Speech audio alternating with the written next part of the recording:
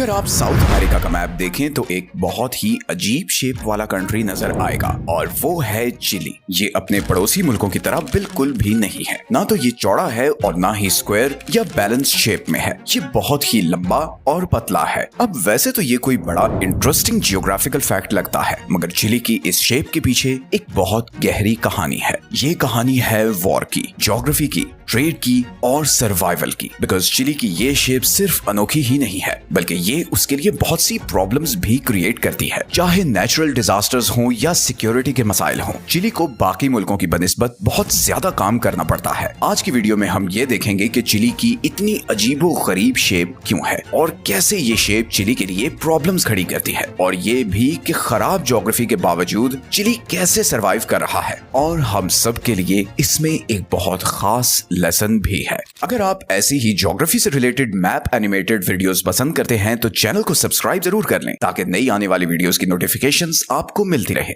Chilli की shape शुरू से ही ऐसी अजीब नहीं थी, बल्कि इस शेप के पीछे चिली की ज्योग्राफी और हिस्ट्री का बहुत बड़ा हाथ है। सदियों पहले जब चिली नाम का कोई मुल्क नहीं था, तब इस तंग सी जमीन पर मुख्तलिफ कबीले रहते थे। नॉर्थ में अटाकामेनियोस और इमाराज रहते थे, जबकि साउथ में मपुचे नाम की एक जंगजू कौम रहती थी। फिर 15th सेंचुरी में स्पेनिश एम्पायर यहाँ सोने की तलाश में आई। अब यहाँ पर मैक्सिको या पेरू की तरह कोई सिविलाइजेशन तो थी नहीं, बल्कि यहाँ पर तो सख्त पहाड़ी इलाका और खुश्क रेगिस्तान थे, और एक ऐसी जंगजू कौम थी जो किसी भी तरह हार मानने को तैयार नहीं थी। तो स्पेनिश एम्पायर को यहाँ कब्जा करते हुए बहुत मुश्किल हुई। चिली जब 1818 में स्पेनिश एम्पायर से आजाद हुआ तो वो बिल्कुल छोटा सा मुल्क था, जो आज के सैंटियागो और वॉल्परीजो तक फैला हुआ था। लेकिन फिर सन 1800 में चिली नॉर्थ और साउथ दोनों तरफ तेजी से फैलने लगा। चिली ने जब नॉर्दर्न साइड पर कब्जा करने की कोशिश की तो वॉर ऑफ द पैसिफिक के दौरान उसे पेरू और बोलिविया दोनों से लड़ना पड़ा।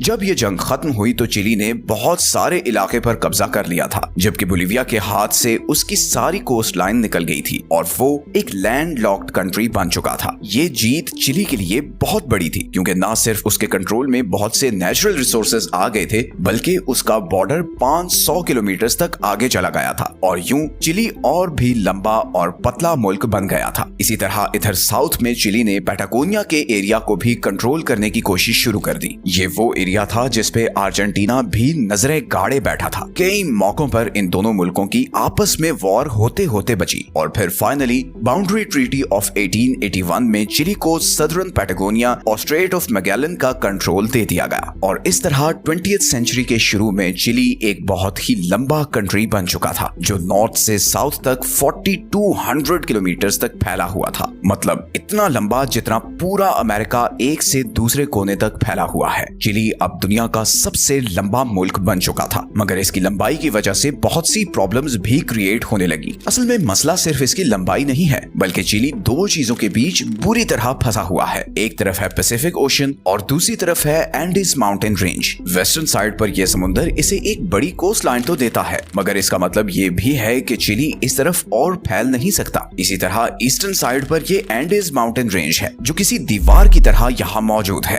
ये एंडीज के पहाड़ इतने ऊंचे हैं कि कई जगह पर इनकी ऊंचाई 6000 मीटर से भी ज्यादा है। ये ज्योग्राफी चिली को एक तंग सी राहदारी जैसे बना देती है, और कई जगह पर तो चिली की चौड़ाई सिर्फ 100 किलोमीटर है, मतलब कई अमेरिकन शहरों से भी कम। तो इमेजिन करें कि ऐसी ज्योग्राफी पर कोई मुल्क कैसे सरवाइव कर सकता है, जहाँ सड़कें पहाड़ों के बीच बल खाकर निकलती हों, रेलवे लाइन बिछाना किसी अजाब से कम ना हो, और जहाँ शहर सिर्फ दो ही साइड पर फैल सकते हों, या तो नॉर्थ या फिर साउथ की तरफ। नॉर्दर्न साइड पर चैलेंजेस की बात करें तो यहाँ पर अटाकामा डेजर्ट है, which is the driest desert in the world। ये इतना खुश्क है कि कई सालों से यहाँ एक बूंद बारिश की नहीं बरसी, लेकिन फिर भी यहाँ कुछ लोग रहते हैं जो यहाँ मौजूद कॉपर और लिथियम को माइन करने का काम करते हैं। सदर्न साइड की तरफ आए तो यहाँ एनवायरनमेंट टोटल चेंज है। यहाँ पर ठंडी बारिश और हवाएं हैं, ग्लेशियर्स हैं और बर्फ है। यहाँ रोड्स बनाना ऑलमोस्ट इम्पॉसिबल है, और इसीलिए आप चिली में एक जगह से दूसरी जगह ड्राइव करके नहीं जा सकते। अब जैसे एजेन और मैगालेंस जैसे एरियाज हैं, यहाँ पर तो सिर्फ बोट, प्लेन या फिर अर्जेंटीना के जरिए ही जाया जा सकता है और ये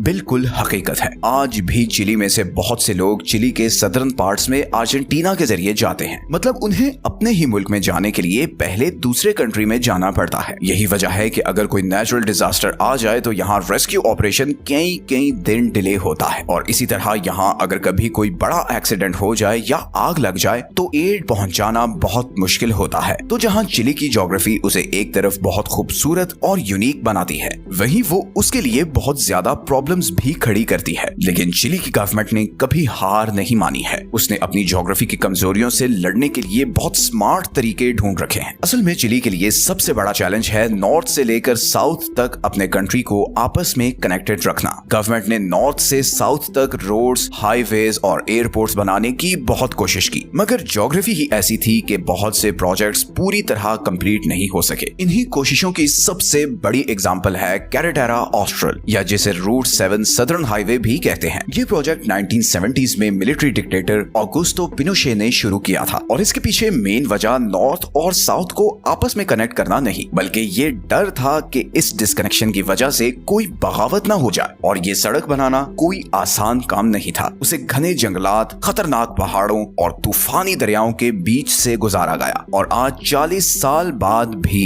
इस हाईवे के कुछ हिस्से इनकम्प्लीट हैं। इवन जो हिस्सा कंप्लीट भी है उसे मेंटेन करना ही बहुत मुश्किल काम है, क्योंकि यहाँ पर बहुत फ्लड्स और अर्थक्वेक्स आते हैं। अब अर्थक्वेक्स की बात हो ही रही है तो ये याद रखें कि चिली दुनिया के उन कंट्रीज में शामिल है जहाँ सबसे ज्यादा जलजले आते हैं, because Chile is located on the Pacific ring of fire which is one of the most seismically active regions on Earth। यहाँ हर साल हजारों अर्थक्वेक्स आते हैं। 2010 में एक 8.8 मैग्नीट्यूड का अर्थक्वेक कॉन्सेप्सियन में आया, जिसमें कई 100 लोग मारे गए और शहर का सारा इंफ्रास्ट्रक्चर तबाह हो बर्बाद हो गया। यहाँ सबसे बड़ा मसला ये है कि जब भी ऐसे नेचुरल डिजास्टर्स आते हैं, यहाँ रेस्क्यू एफर्ट बहुत मुश्किल होती है। फॉर एग्जाम्पल, सैंटियागो के हॉस्पिटल से दूसरे इलाकों तक एम्बुलेंस भेजना बहुत मुश्किल काम है। और सिर्फ नेचुरल डिजास्टर्स ही नहीं, बल्कि नॉर्मल रूटीन में भी चिली में कनेक्टिविटी सबसे बड़ा इशू है। मतलब चिली के ही नॉर्दर्न हिस्से से सदर्न हिस्से का फ्लाइट टाइम तकरीबन 5 घंटे का है और बाय रोड तो बहुत से लोग अर्जेंटीना से गुजर कर ही चिली की सदर्न साइड को जाते हैं, क्योंकि इसके अलावा उनके लिए कोई और रास्ता ही नहीं है। इसी तरह ये ज्योग्राफी चिली की इकोनॉमी को भी अफेक्ट करती है। अब चिली क्योंकि इतना लंबा और पतला है तो यहाँ का पॉपुलेशन पैटर्न भी बहुत अजीब है। चिली के ज्यादातर लोग सेंट्रल एरिया में रहते हैं, बल्कि तकरीबन चिली की 40% आबादी उसके कैपिटल सैंटियागो के आसपास रहती है। ये बिल्कुल ऐसा ही है जैसे आधे से ज्यादा कैनेडियंस टोरंटो में रह रहे हों या फिर आधे से ज्यादा जर्मन सिर्फ बर्लिन में रहते हों। जब इतनी सेंट्रलाइजेशन हो तो आप जानते हैं कि इसका बहुत नुकसान होता है। यही वजह है कि चिली के best hospitals, universities, roads, airports और जॉब मार्केट सब सैंटियागो के आसपास ही है। जबकि दूसरी तरफ अगर आप नॉर्थ में अरेका या साउथ में पुंता एरिनास जैसे शहरों में आए तो यहाँ आपको अलग ही पिक्चर नजर आएगी। यहाँ ना जॉब्स हैं, ना इन्वेस्टमेंट है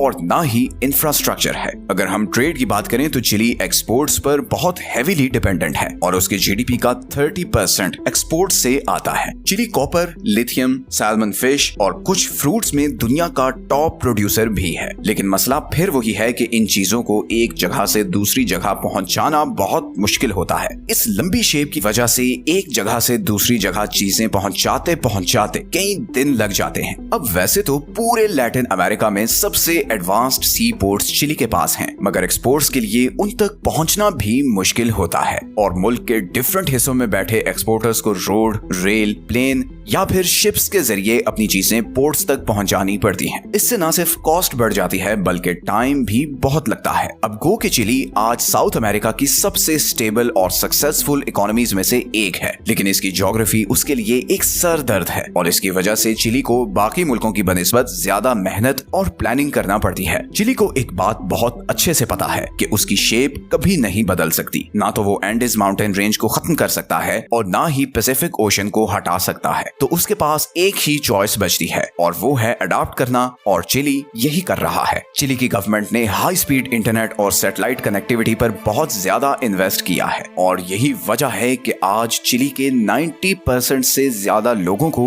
इंटरनेट की एक्सेस है। इसी तरह जो रिमोट एरियाज हैं वहां पर drone deliveries, solar powered micro grids और छोटे छोटे एयरपोर्ट्स के जरिए कनेक्शन रखा जा रहा है। लेकिन चिली को ये भी पता है कि वो सब कुछ अकेला नहीं कर सकता और इसीलिए वो अपने पड़ोसियों के साथ भी कोलैबोरेट कर रहा है, खास तौर पर अर्जेंटीना के साथ, क्योंकि सदर्न साइड पर अर्जेंटीना के थ्रू जाना डायरेक्ट चिली के अंदर से जाने से ज्यादा आसान है। इसी तरह साउथ में मेगालेन्स और टिएरा डेल फुएगो जैसे एरियाज में बोट्स, ब्रिजेस और टनल्स बनाए जा रहे हैं ताकि इन एरियाज को आपस में कनेक्ट किया जा सके। इसी तरह चिली टेक इंडस्ट्री की तरफ भी खूब फोकस कर रहा है। आज चिली साउथ अमेरिका का सबसे टेक सेवी कंट्री माना जाता है। 2023 में सैंटियागो को साउथ अमेरिका के टॉप स्टार्टअप हब शहरों में शामिल किया गया। इसी तरह चिली अपनी रिन्यूएबल एनर्जी रिसोर्सेज में भी इन्वेस्ट कर रहा है, खास तौर पर सोलर और विंड फार्म्स में, क्योंकि वो अपनी ज्योग्राफी में जो खूबियां हैं उनसे भरपूर फायदा उठाना चाहता है। तो चिली की कहानी में हम सब के लिए एक सबक है कि हालात जैसे भी हों उन पर कुढ़ने के बजाय हमें गिवन सिचुएशन में ही खैर को ढूंढना चाहिए। हर मुल्क के प्रोज एंड कॉन्स होते हैं, किसी के भी हालात परफेक्ट नहीं होते। मिली हुई चीज को ही बेहतर बनाने की कोशिश करनी चाहिए, बजाय इसके कि जो चीज नहीं मिली हुई उस पर अपना वक्त बर्बाद किया जाए। मिलते हैं नेक्स्ट वीडियो में एक और इंटरेस्टिंग टॉपिक के साथ। अपना ख्याल रखें। अल्लाह हाफिज।